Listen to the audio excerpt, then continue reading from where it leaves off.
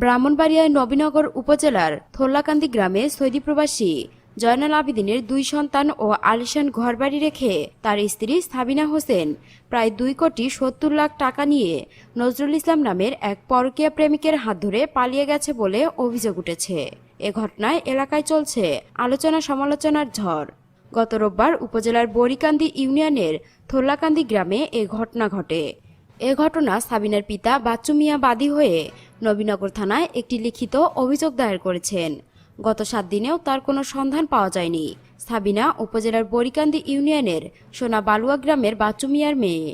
প্রেমিক নজরুল ইসলাম একই ইউনিয়নের পুরান থোল্লাকান্দি গ্রামের কুদ্দুস মিয়ার ছেলে। এদিকে সৌদি প্রবাসী জয়নাল আবেদিনের 2 সন্তান জান্নাতুল বুশরা জুই ও জহুরুল ইসলাম দিনরাত কেঁদেই চলছে মায়ের জন্য। পরিবার ও স্থানীয় সূত্র থেকে জানা যায়, সাবিনার সঙ্গে 2010 সালের এপ্রিল মাসে উপজেলার বরিকান্দি ইউনিয়নের কুলাসিন গ্রামের ফিরোজ মিয়ার ছেলে জয়নাল আবেদিনের সাথে পারিবারিকভাবে বিয়ে হয়।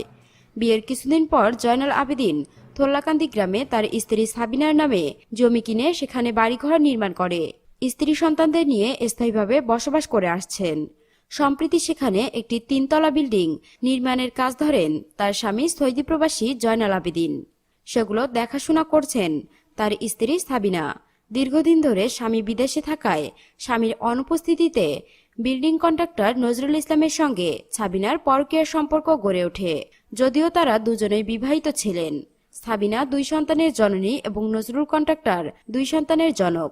ঘটনার দিন সকালে সাবিনার স্বামীর আলিশান ঘরবাড়ি ও 2 সন্তান রেখে 32 ভরি স্বর্ণালংকার ও সংসারে থাকা নগদ 70 লাখ টাকা এবং সাবিনার অ্যাকাউন্টে থাকা স্বামীর পাঠানো 2 কোটি টাকা তুলে নিয়ে পরকীয়া প্রেমিক নজরুল ইসলামের হাত ধরে পালিয়ে যান।